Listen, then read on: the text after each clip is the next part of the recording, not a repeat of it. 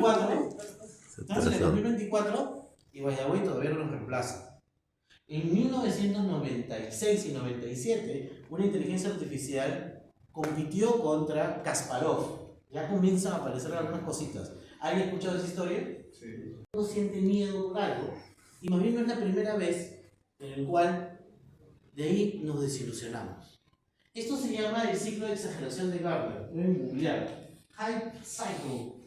¿Ya? Hype Cycle está basado en la ley de Roy Amara. Roy Amara es un futurólogo de los 80 norteamericano. Él tiene una frase muy interesante que decía, ¿no? Sobreestimamos los efectos de una tecnología a corto plazo, la sobreestimamos a corto plazo y subestimamos sus efectos a largo plazo. A corto plazo tendemos a sobreestimar lo que puede hacer. A corto plazo podemos pensar que la inteligencia artificial va a ser un Skynet. ¿De acuerdo? ¿Y eso por qué se produce? ¿Por qué sobreestimamos la tecnología a corto plazo? ¿Por expectativa? Por expectativas, pero ¿por qué nos generamos falsas expectativas? Ahora siguen la presentación, esto es un storytelling. Queremos cosas rápidas. Queremos cosas rápidas, puede ser, pero ahí para querer cosas rápidas nos generamos una expectativa que no necesariamente es. Ahí nos falta algo para que esa expectativa aterrice. A ver, vamos. Ser más eficientes. Ser más eficientes, sí, pero tiene que pasar antes para ser eficiente. Yo solamente puedo ser eficiente cuando domino algo. Toma decisiones. Y para poder dominar algo, primero tengo que saber. Es una habilidad. ¿Ustedes saben qué hace ChatGPT? ¿Qué es ChatGPT? Es una calculadora lingüística, básicamente.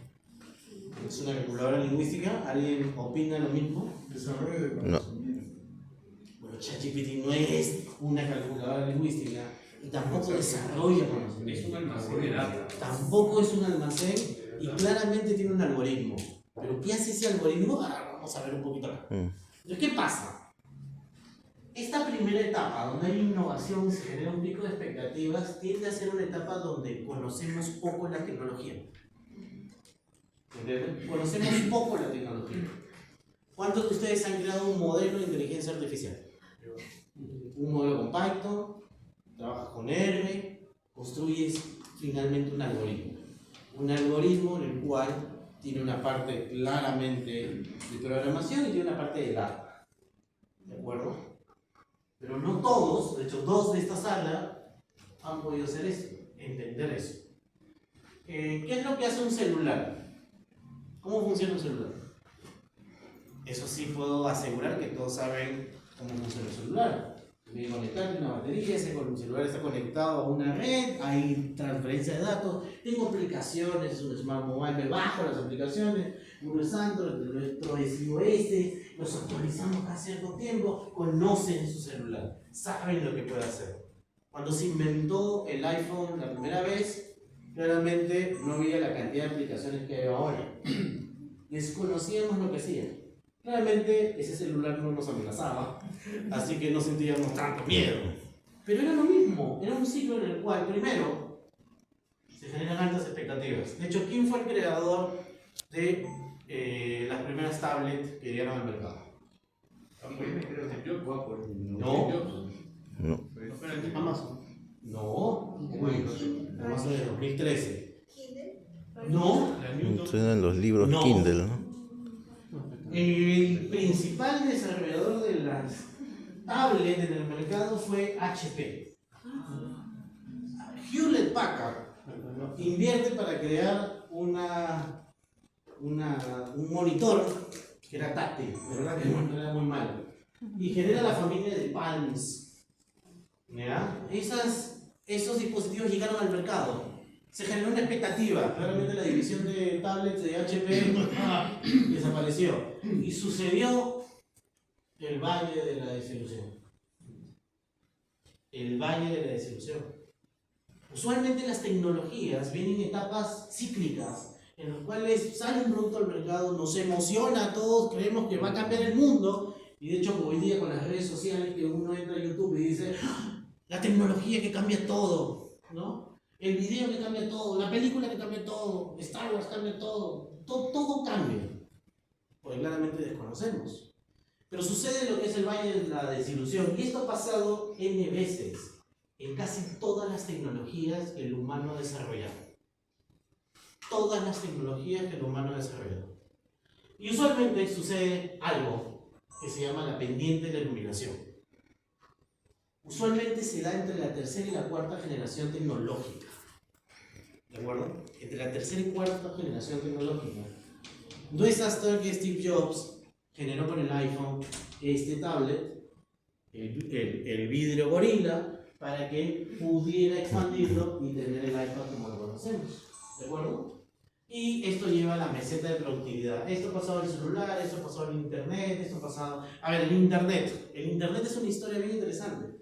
De hecho, el valle de la desilusión del internet fue catastrófico. ¿Alguien no tiene claro? La internet. ¿Qué? Las .com. La Internet se inventa a principios de los 90, inventado por una inversión norteamericana, el Estado en Defensa, dirigido por ARPA. ARPA libera la tecnología a través de ARPANET. las universidades. Estas universidades, ARPANET. Harvard, MIT, se asocian con otras universidades en el mundo y liberan Internet para todos estar comunicados. Pantallas Hércules, negro y naranja, negro y verde. Y eso, cuando comienza a generarse los browsers, todo el mundo se puso loquísimo, porque comenzamos a desarrollar páginas web HTML. Y de pronto aparece un concepto que se llama la profecía autocumplida. Los tecnológicos, y ahí que no me escuche mi jefe, ¿no? Por favor, en esta parte. Los tecnológicos, esto es una oportunidad. Todo el mundo va a internet a vender sus productos por internet. Y se generó un fenómeno. Todo el mundo, las empresas comenzaron a poner dinero para desarrollar páginas web. Y de hecho todos comenzaron a meter dinero en estas empresas que se hicieron públicas con la expectativa de que iban a ganar millones de dólares con las ventas de productos a través de las páginas web. De hecho dijeron que iban a cerrar tiendas. Y cerraron tiendas, dejaron el lado físico y se fueron al virtual. Hasta que sucedió un hecho. De hecho esta caída es la fusión entre dos empresas, American Online y... no me acuerdo la segunda, se los mando por correo. Se unen los dos y cuando se unen se dan cuenta que los datos públicos, que los datos no eran lo que estaban diciendo. Y de pronto la gente se dio cuenta que vaya, güey, ups, tú también no tienes los datos bien, entonces no estás vendiendo versus lo que estás invirtiendo. Y todo se fue a una catástrofe. Más de 4.300 empresas públicas desaparecieron. Y eso sucede en los 2000, principios de los 2000. ¿Y cuál es la pendiente de la iluminación del Internet? ¿Pero por qué desaparecieron? No iba a entender. Porque al no tener la capacidad de poder entregar la promesa, el revenue era tan bajo versus la inversión que los inversores perdieron la fe. Entonces sacaron el dinero y se quedaron sin valor. Las empresas se bajaron a cero. Y entonces desaparecieron y tuvieron que cerrar. Algunas empresas sobrevivieron. ¿Qué empresas sobrevivieron? Google. Google, otra. IBM. Amazon. Bueno, Amazon. IBM no estaba en ese... IBM está en otro rubro. Ya, HP. Amazon. No, Harvard. No fue afectado por Internet. Bueno, Apple. Internet no fue esas. Google, Amazon, Yahoo sobre Yahoo. ¿Ya? Microsoft. Facebook introdujo las redes Sociales, sociales ¿no? pendiente de la iluminación. ¿Me entienden? Generó una fuerza de nuevo en Internet y hizo que todos nos conectáramos. En los 90 alguien tenía la menor idea de la posibilidad de una red social. No. Nadie. Entre los 90 y los 2010, que son 20 años aproximadamente, es el ciclo que una tecnología se demora en consolidarse y traer los elementos que van a hacer que ella se vuelva realmente productiva. Exactamente. La inteligencia artificial generativa, ¿dónde creen que está? Innovación y expectativas. Vamos a ir resolviendo la pregunta Subiendo muy rápido. poco a poco. ¿Ya? ¿Me siguen? Sí. Está perfecto. Entonces, ya entendieron este ciclo para manejar Un poquito, ok. Comienzo a bajar la tensión. ¿Ya? Superman. Ahora vamos a hablar un poquito más de inteligencia artificial. ¿Todos conocen a Superman? Estamos de acuerdo, ¿no? Sí. Les voy a hacer una pregunta. ¿Por qué Superman es Superman? Por superpoderes. Superpoderes. ¿Todos están de acuerdo? Unísono, todos han dicho sí. Bueno, me entre el dicho sí o me han mirado y han sentido. Bueno, la verdad es que no. Superman no es Superman por sus superpoderes. Superman es Superman por sus padres. Y ustedes dirán, pero ¿por qué Superman es Superman por sus padres? Superman es un gran hombre. ¿Me entienden? Es un gran hombre. Ese señor lo define el altruismo que tiene. Y no importa los poderes que tenga, él siempre va a poner el bien del prójimo por encima de él. Si Superman no hubiera caído en la granja de los Kennedy, podría haber sido un supervillano. Se hubiera caído en medio de una granja de narcotraficantes en México, en Colombia, en Perú. Señor de los cielos sería. ¿Se imaginan cómo hubiera sido Superman? ¿Me entienden? Hubiera sido el super malvado, ¿me entienden? De hecho, hay historias de qué es lo que hubiera pasado si es que Superman hubiera caído en un mundo donde ganaron los nazis y cosas por el estilo. Super Omega, lo recomiendo, muy En interesante. un universo paralelo. Entonces Superman es Superman por algo muy interesante, por sus valores y principios. Jonathan y Martha Kent le enseñan a ser buen hombre, ¿me entienden? Le enseñan a ser buen hombre. Si él es buen hombre, él puede usar sus poderes para el bien de los demás. Ahí es donde Superman. No es Superman porque hace rayos. De hecho, hay personajes más poderosos que Superman en el universo de los superhéroes. Pero Superman, esos valores le permitan tomar decisiones buenas. ¿Estamos de acuerdo? Bueno, la inteligencia artificial es como Superman. La inteligencia artificial es como Superman.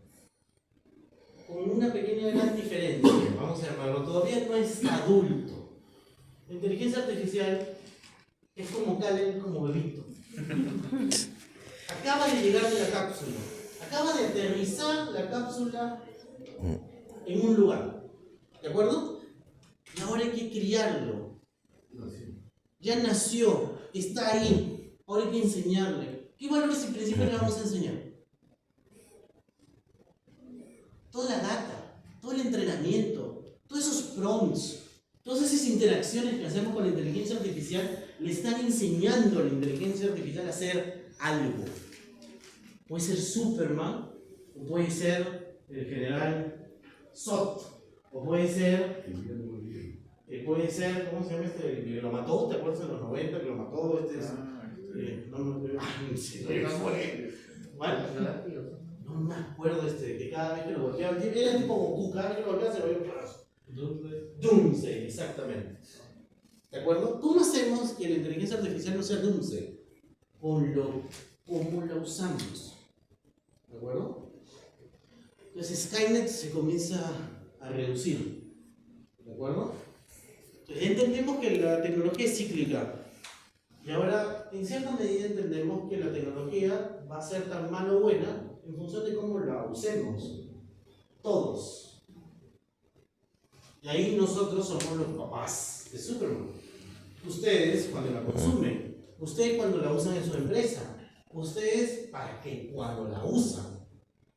¿De acuerdo? Ahí puede ser Superman o puede ser un Doomsday. ¿Ya? Ahí puede ser que ayude a otros humanos a resolver sus problemas o puede ser que mate al humano y lo reemplace. ¿De acuerdo? Hay un libro muy interesante que se llama Scary Smart. Scary Smart fue escrito por Mo Doddat, ex CEO, líder de Google X, una división que tiene dentro de sus aportes a la humanidad el Translator. Google Translate. ¿Ya? Es una división de investigación y desarrollo. ¿Ya? Ese señor también es ex IBM. Se creó en IBM, vamos a llamarlo así. Y este señor tuvo la oportunidad, bueno, salió de IBM, él pasa por una empresa de tecnología intermedia, es egipcio, llegó a Estados Unidos, trabajó en Google, le fue muy bien, terminó liderando ese equipo.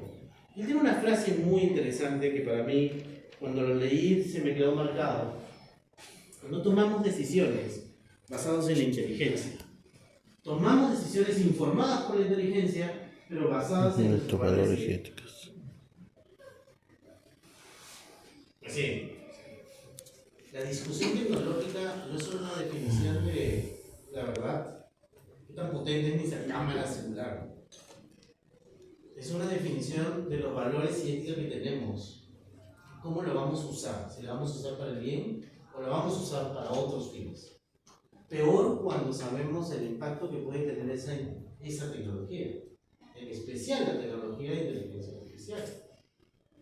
Entonces, a ver, si eso es, entonces, ¿qué está pasando? ¿Qué es la inteligencia artificial hoy día? En este video voy a tratar de describir algo. Imagínense, son páginas web, miles de documentos, páginas web que están llenos de texto. Llenos de texto. Esos textos van a ser, como se dice ahí la palabra, tokenizado. Cada palabra va a ser convertida en un vector, matemáticas. Cada palabrita. Pero no solamente el lenguaje humano, sino también el lenguaje de programación, por eso los programadores están amenazados. No solamente eso, sino también las imágenes. Las imágenes van a ser divididas en pequeños patrones. Esos patrones pueden ser entendidos también como token, como si fueran palabras. Una vez que tenemos todo eso tokenizado, como si fueran vectores, un vector tiene una representación espacial, ¿no? Lo vamos a meter en un algoritmo. Y en ese algoritmo, de pronto, todos estos vectores, en este algoritmo, vamos a tener una gran red. Eso es ChatGPT. Una gran red de vectores interpretados en base a todos los documentos que se les ha dado. Eso finalmente es un modelo. Esa es la representación más clásica, más gráfica de un modelo. ¿De acuerdo? Ese algoritmo de ChatGPT está basado en un documento que se llama Attention is all you need. Literal, lo pueden googlear en este momento. Attention is all you need.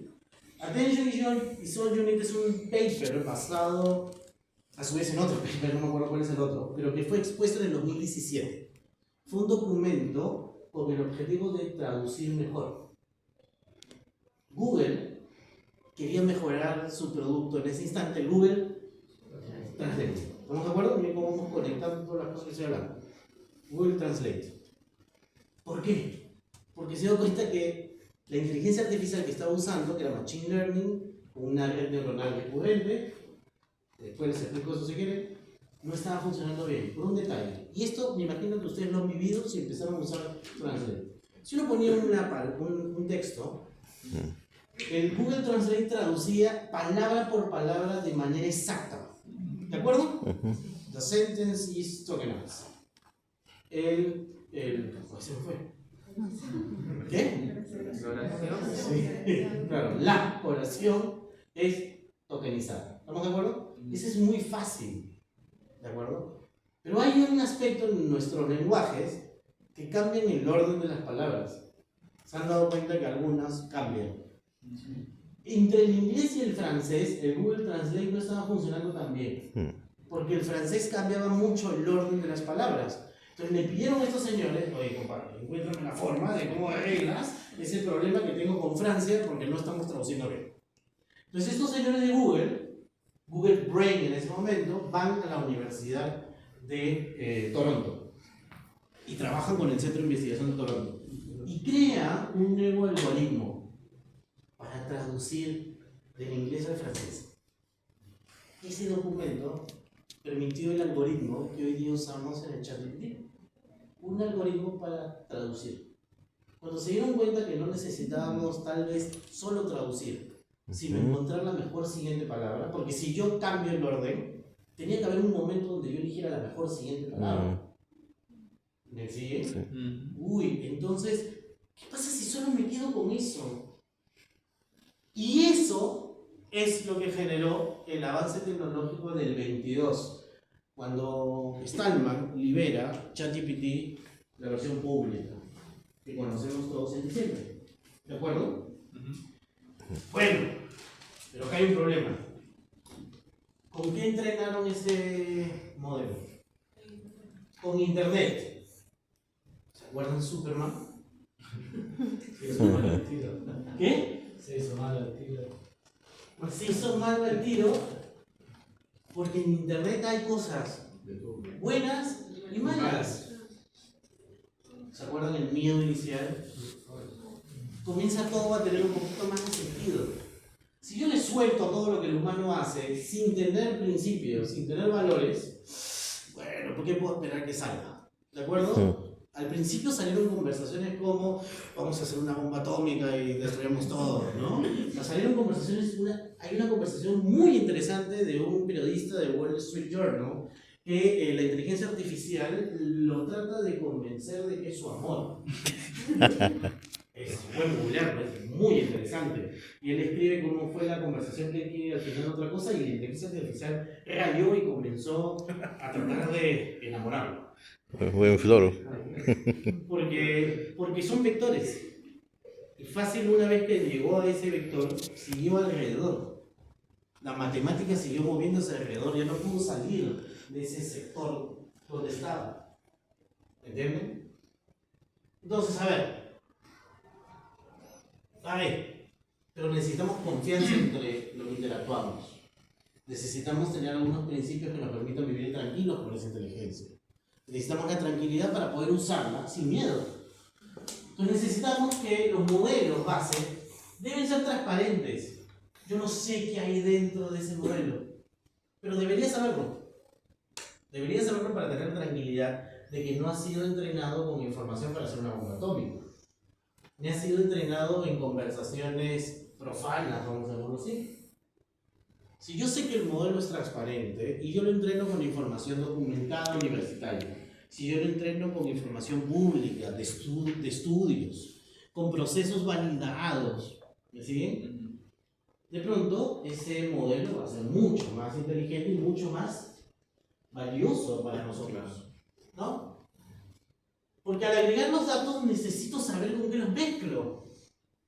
Porque yo también lo voy a usar, yo voy a interactuar con él y cuando lo interactúe puede suceder entrenamiento por inferencia. Y si yo le voy a dar mis datos de la empresa, si yo lo voy a usar para mi uso diario, debo saber que lo que estoy mezclando con mi modelo no se va a terminar ensuciando. Me imagino que ustedes cuando comen un plato de comida, ustedes van a un sitio donde en cierta medida tienen confianza de los insumos que le están dando en su plato de comida, ¿no? Por eso la combinación resultante es lo que van a consumir ustedes y eso que consumen tiene que ser de valor, tiene que darle confianza, tienen que sentirse seguros de que lo que están usando realmente es algo valioso, ¿de acuerdo? Y acá hay toda una discusión acerca de esto. Y alguien dijo, hagamos una pausa. ¿Ya? ¿Por qué? Ya me entendieron que tal vez cuando apareció no estaba tan bien el tema. Si yo le doy toda la inteligencia, toda la información de los humanos, de pronto puedo ensuciar esa inteligencia artificial. Y de pronto estoy tirando a Doomsday y no estoy tirando a Superman. La comunidad científica, muchas personas, algunas personalidades faranduleras de la tecnología, firmaron los principales líderes de investigación y desarrollo de inteligencia artificial. Por ejemplo, Jean LeCun. Jean LeCun es una de las personas que ha ganado el premio, el Nobel de la tecnología, se llama, bueno, claramente no voy a ganar nunca, pero él firmó Stuart Russell, profesor de Stanford, líder del Centro de Investigación de Inteligencia Artificial de la universidad y asesor de la ONU sobre temas de ética de la inteligencia artificial. Muchas personas firmaron este documento que es hacer una pausa.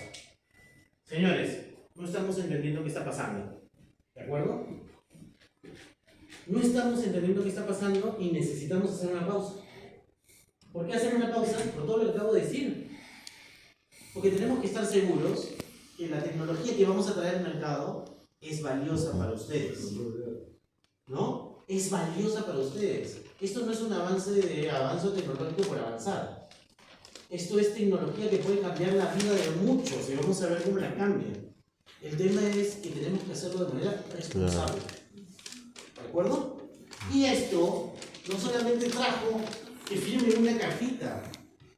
Muchas empresas formaron alianzas. Muchas empresas, muchas personas como ustedes en este instante, decidimos juntarnos y crear una definición de cómo usar inteligencia artificial transparente, confiable. Definiciones de cómo debo entrenarla, definiciones de qué data debe usar, definiciones para que cualquier consumidor esté tranquilo. Acá firmó IBM, firmó Facebook, firmó Sony, firmó Samsung, firmó Harvard, firmó el MIT, firmó Stanford, firmó la Universidad de Tokio, la Universidad de Chicago, firmó Oracle, firmó Intel, firmó muchas empresas de tecnología. ¿De acuerdo? Y esta no es la única alianza que se ha formado a partir de esto.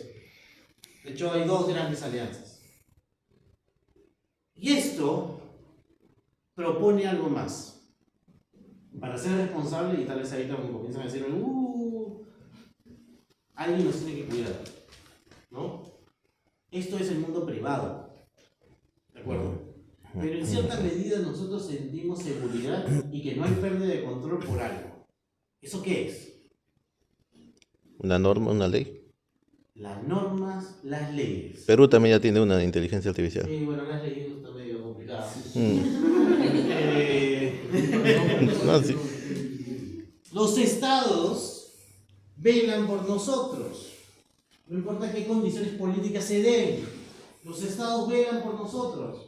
Y de hecho, ya hay muchas regulaciones y normas que están ayudando a que esta tecnología sea responsable, sea transparente, sea confiable. Esto no es la primera vez que pasa algo así en la historia. Esto les vengo diciendo varias veces. ¿De acuerdo? Esto motivó a los Estados Unidos, Europa y Japón principalmente, la comunidad europea, estos tres grandes grupos, bueno, dos países de un grupo, a rápidamente desarrollar cosas. Estados Unidos desarrolla lo que se llama el Acto de Inteligencia Artificial, que es una llamada de atención a las entidades gubernamentales de los Estados Unidos para que rápidamente investiguen y traigan normativas para evitar que la inteligencia artificial se desborde. ¿Se acuerdan el Open Letter? La comunidad europea rápidamente saca una ley mucho más estricta. La ley dice lo siguiente: señores, salgan todos a investigar inteligencia artificial, me traen qué normas, pero by the way, nadie va a usar social scoring. ¿Saben qué es social scoring? ¿Ustedes han visto en Netflix una serie que se llama Black Mirror? Sí. Hay un capítulo donde una chica, y de hecho las personas podemos ver un tipo, ¿han escuchado Infocorp, Equifax? Eso está más conocido, ¿no? Nuestro comportamiento. ¿Ya? Tienes que estar por encima de 800 para que estés bien, ¿no? Ya bueno, imagínense, en este capítulo se ve un scoring equivalente en función de tu comportamiento social. Bueno, eso ya se usa en el planeta. Hay un par de ciudades en China que están monitoreándonos a todos, bueno, a los que viven en esa ciudad, para ver cuál es su comportamiento y generar un scoring en función de su comportamiento social. Si botas algo en el piso, si miren esos tipos de detalles. Bueno, Europa lo prohibió en esa ley. Otro uso de inteligencia artificial que ha prohibido es el reconocimiento facial. El reconocimiento facial sí lo tiene muchísimo más. Bueno, ha prohibido el reconocimiento facial de cámaras en lugares que no tengan relación con defensa, ¿ya? O entidades gubernamentales a su vez que estén relacionadas al mismo rubro. ¿De acuerdo? Comienza a ser un poco más estricto, podemos estar un poco más tranquilos si finalmente ellos cumplen su trabajo. La tensión va bajando, ¿se dan cuenta? Es un montón de cosas juntas que comienzan a sumarse para que estemos un poquito más tranquilos de lo que estamos haciendo. ¿De acuerdo? Ahora, ¿por qué estoy seguro de que esto va a suceder? Porque es la primera vez en la humanidad que hemos vivido esto. Ya pasó varias veces. Y les voy a traer dos casos. El primer caso, bueno, los dos casos casi son en la misma época. Las revoluciones suelen traer las crisis, como bien decía, nunca pierdas la oportunidad, ¿no? De, ¿cómo es? Aprovecharte de una crisis. Bueno, las crisis en la historia de la humanidad han traído avances tecnológicos y demás. ¿Alguien identifica qué es esto? Una botella de ketchup. ¿Saben que esa botella de ketchup ha salvado a un montón de gente?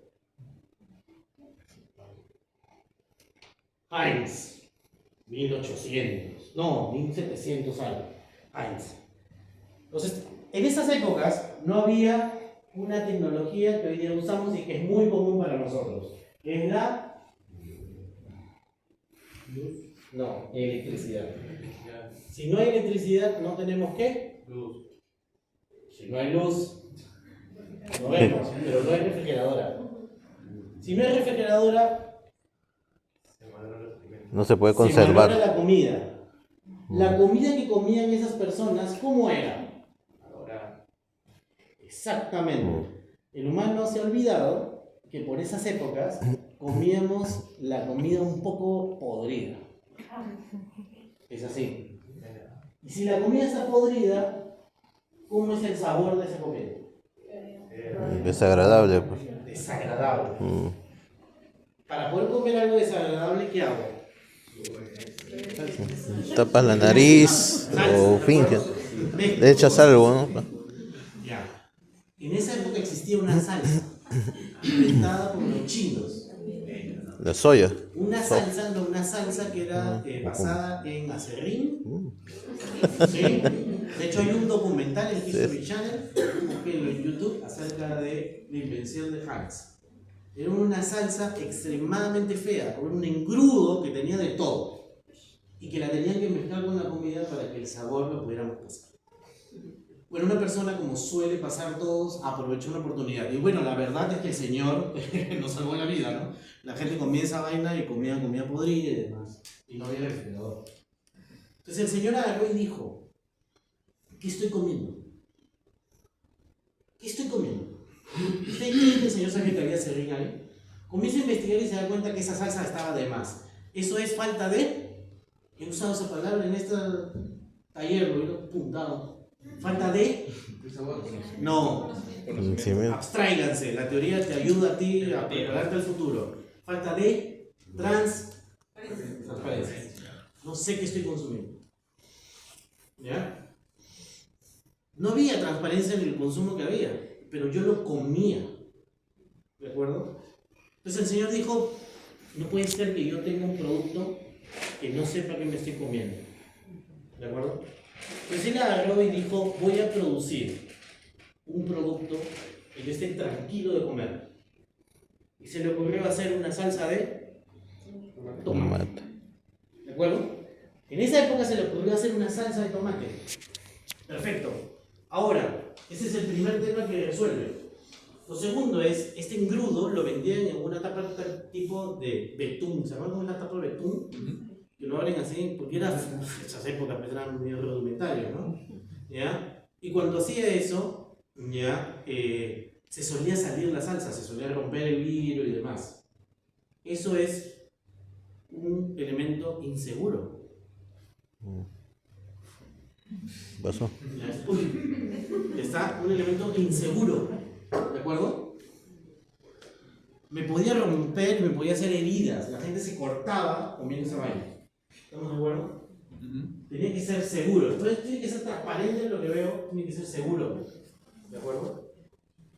Entonces el Señor dijo, ¿cómo hago un producto que a su vez sea seguro para poder destapar y abrir? Como tenía que seguir usando tapas de metal y también vidrio, dijo, ¿por qué no hago una tapa más pequeña? ¿Estamos de acuerdo? ¿Ya? Lo siguiente que hizo, y ese no se le reconoce a Heinz, de verdad como se le debería reconocer, es que fue la primera persona en el mundo que decide poner la lista de ingredientes en su producto. Como él quería estar tranquilo de que su salsa de tomate realmente le diera tranquilidad a sus usuarios, decidió poner la lista de productos. No solamente hizo eso, sino que el señor, tipo el Customer Decision Journey, invitaba a sus clientes a ir a su pequeña fábrica de salsa de tomate para que todos vieran cómo hacía su salsa. Seguimos con los conceptos de transparencia, ¿no? Para que tú estés tranquilo con qué estás mezclando la salsa. Bueno, la cometa podría, no importa, ¿no? Y por último, y este es lo que me parece espectacular, el señor promovió una ley. Una ley que se llama Food and... la segunda palabra. ¿Perdón? No. Food and Algo Act. ¿Verdad? Son los gringos, usan esa palabra. ¿Ya? Que es la primera ley que aparece para que las empresas que producen productos alimenticios sean transparentes con sus ingredientes y con su proceso.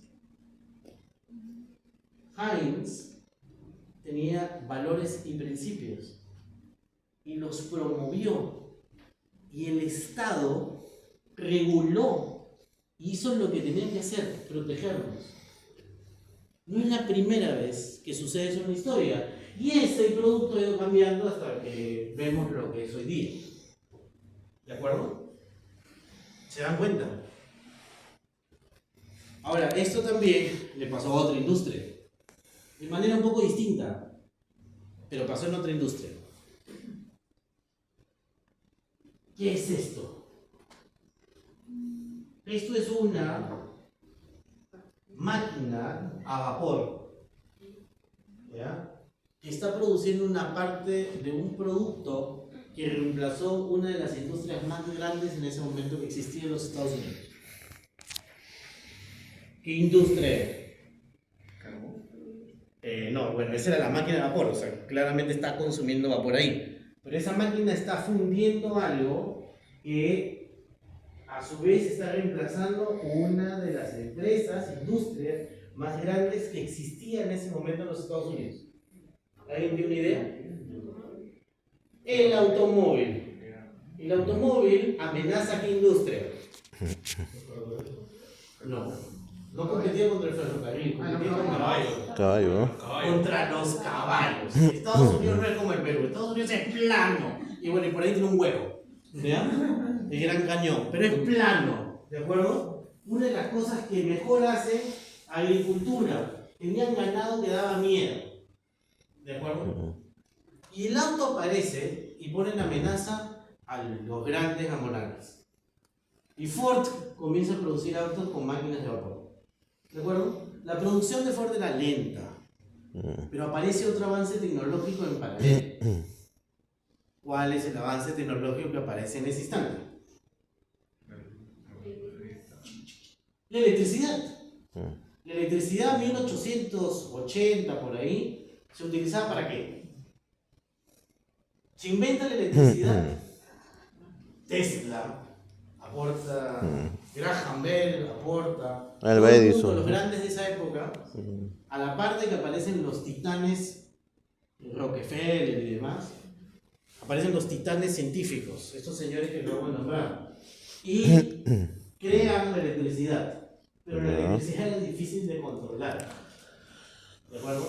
Era muy difícil de controlar, y además tenías que invertir demasiado, tenías que lanzar redes para poder generar electricidad. Y lo primero que sucedió con la electricidad es que aplica la luz. Durante la implementación de la luz murieron muchas personas.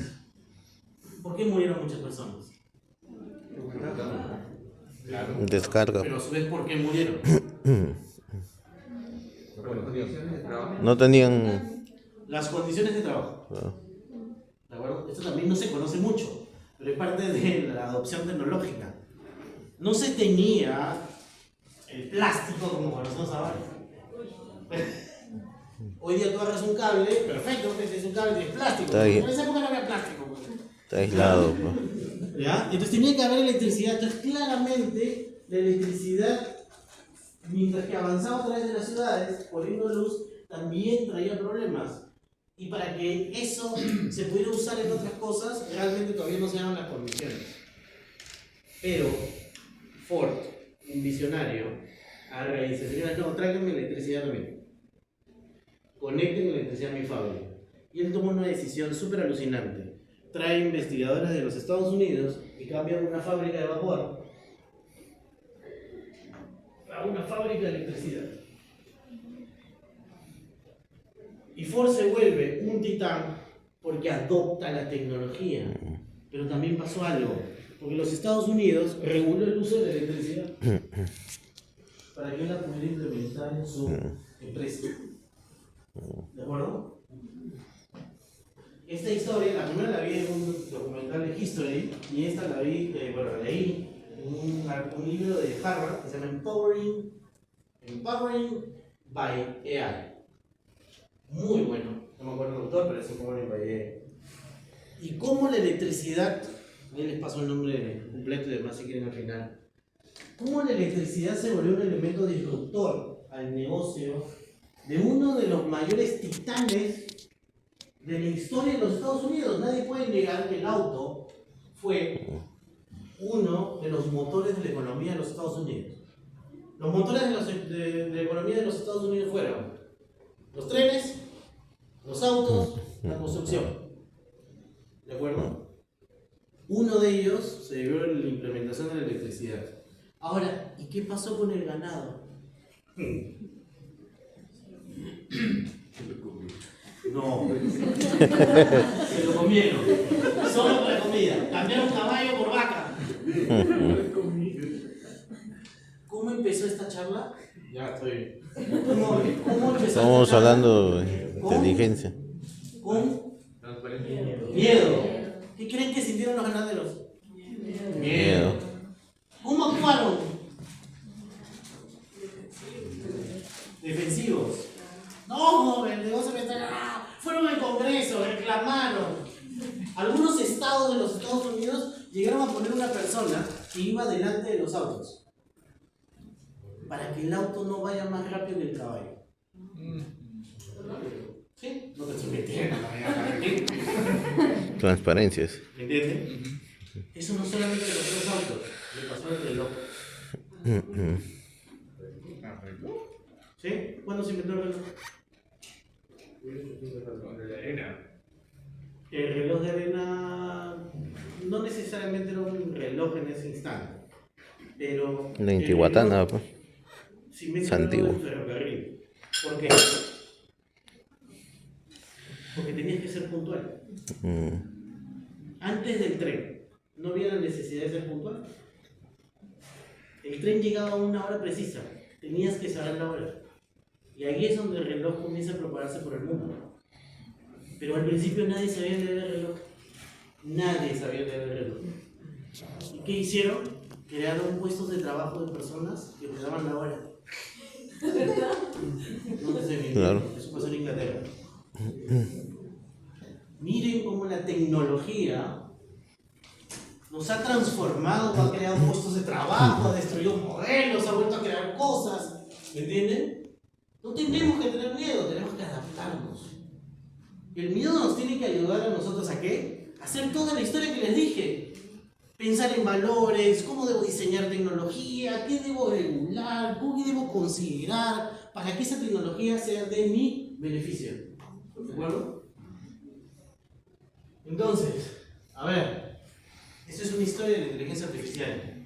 50, Alan Turing, extra y desarrollo más en IA, porque claramente estaban en la Guerra Fría. Estados y la tecnología otra vez tenía que diferenciar a los Estados Unidos del otro lado del mundo. ¿De acuerdo? Y hoy día nos encontramos casi en lo mismo. En otra ola más de tecnología que va a venir y va a pasar. ¿De acuerdo? Entonces, aprovechemos porque esta es una oportunidad única. Única porque toda esta tecnología, a diferencia de lo que he contado del ketchup, la electricidad, el auto, ustedes pueden llegar a esa tecnología hoy. Cuando IBM creó el mainframe, las únicas personas que podían tocar el mainframe eran los señores que estaban en Harvard. La inteligencia artificial la pueden tocar ustedes. Ups, la puede tocar todo el mundo. ¿Me entienden? Todos pueden tocar esa inteligencia artificial. pasando hoy día? Empresas peruanas como esta, Space AG, está transformando la industria agro con drones navegando a través de las plantaciones. Con inteligencia artificial determina si las plantas están en las condiciones para poder tener las plantaciones y claramente tener la mayor productividad en el momento de cosecha. Tenemos empresas como Cima Health en Colombia. Esta es una de las empresas más importantes que voy a escuchar en los próximos años en el mundo. Es una empresa que está usando inteligencia artificial para identificar enfermedades raras. Enfermedades tan raras que, por ejemplo, hay una enfermedad que solo hay 2 personas en todo Colombia con esa enfermedad. Y están usando inteligencia artificial para encontrar personas que necesitan tratamiento para estas enfermedades raras. ¿Me siguen? Nadie está libre de que tengas un hijo que de pronto tenga una enfermedad rara y que te demores aproximadamente 7 años en que te diagnostiquen de la enfermedad rara. 7 años y un familiar está sufriendo. Estos señores están trabajando para crear inteligencia artificial para que te ayude a detectar esa enfermedad. Momentos como la clínica Mayo de Estados Unidos, que está usando computación cuántica, la siguiente iteración de tecnología, para poder crear proteínas específicas para cada uno y que esa proteína pueda finalmente curarte tus enfermedades. No, ya es personalizado. Miren ese nivel tecnológico en el que nos encontramos. La única diferencia entre ellos y ustedes es que ellos ya empezaron a adoptar la tecnología. ¿Me entienden? La única diferencia. Les he hablado de gente de Perú, de Colombia, de Estados Unidos. No hay ninguna diferencia entre ellos. Todos acceden a la misma información. Hasta la computadora cuántica. Mire, pa. ¿De acuerdo? No le tengan miedo a la tecnología. Lo único que va a hacer es potenciarlos. Listo. Muchísimas gracias. ¿Qué? ¿Tan rápido?